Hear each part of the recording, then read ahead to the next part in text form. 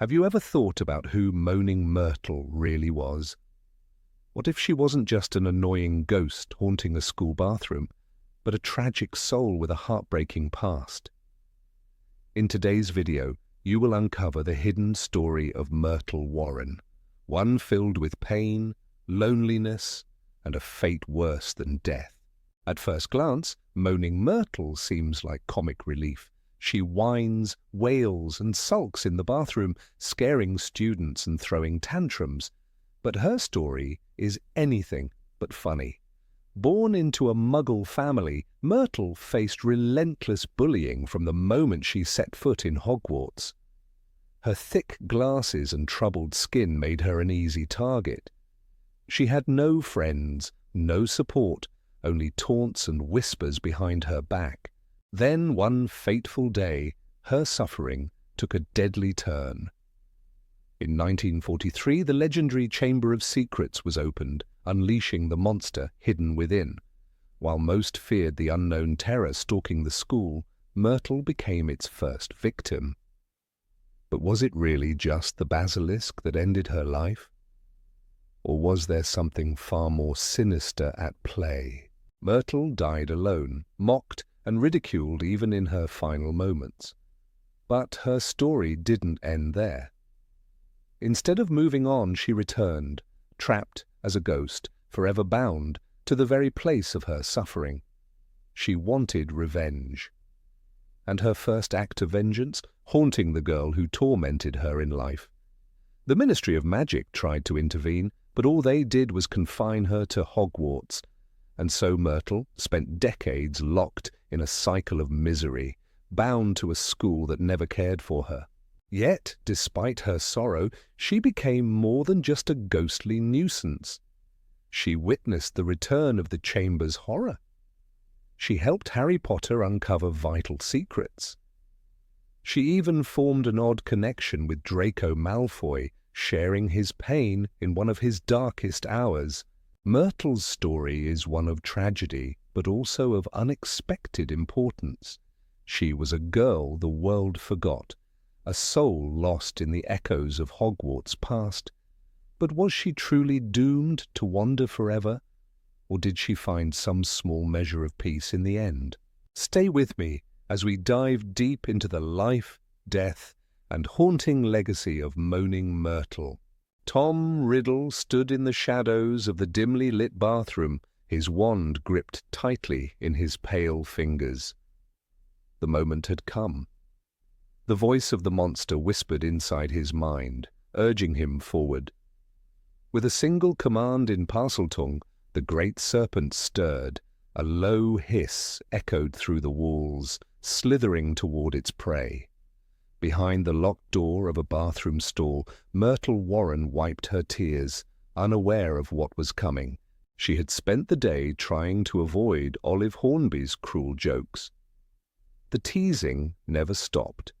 Her thick glasses, her awkward manner, her desperate longing to fit in. It all made her an easy target. That afternoon, Olive had laughed at her again, called her names, and left her feeling small and invisible. Myrtle ran to the one place where no one would look for her, where she could cry in peace. But peace would never come.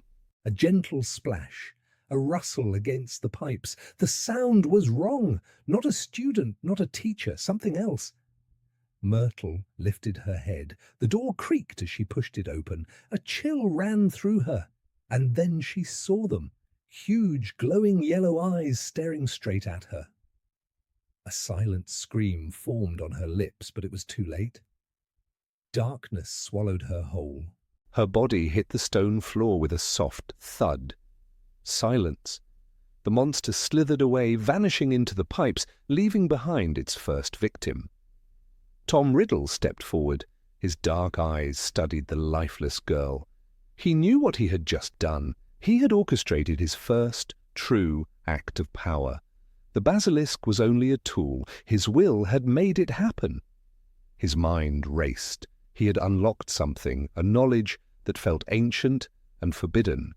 He had taken a life, and with that life he could take something more. In the days that followed, Hogwarts buzzed with fear. A Muggle-born killed inside the castle walls. Murmurs of the Chamber of Secrets spread like wildfire. Teachers whispered behind closed doors. Students cast nervous glances over their shoulders.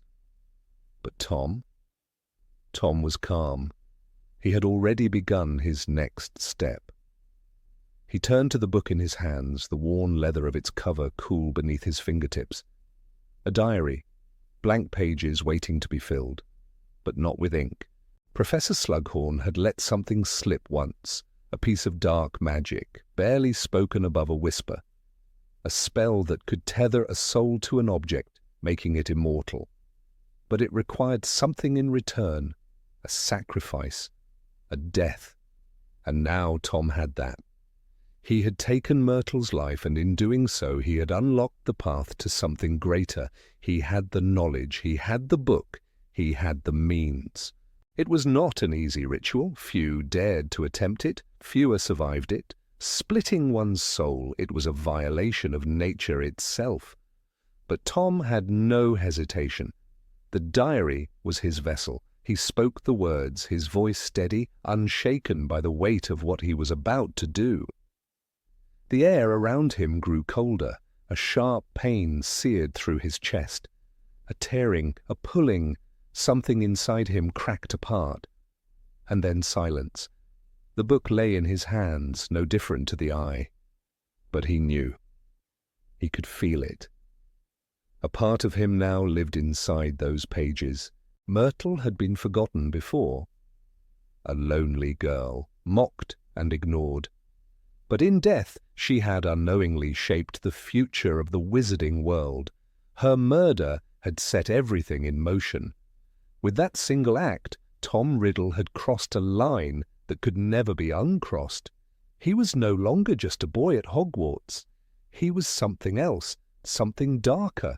Years later, when he called himself Lord Voldemort, he would create more Horcruxes. He would kill again and again, each death making him stronger. But it had all started with her, with a frightened girl in a bathroom, a flicker of yellow eyes, and a boy who had decided that power was worth any cost.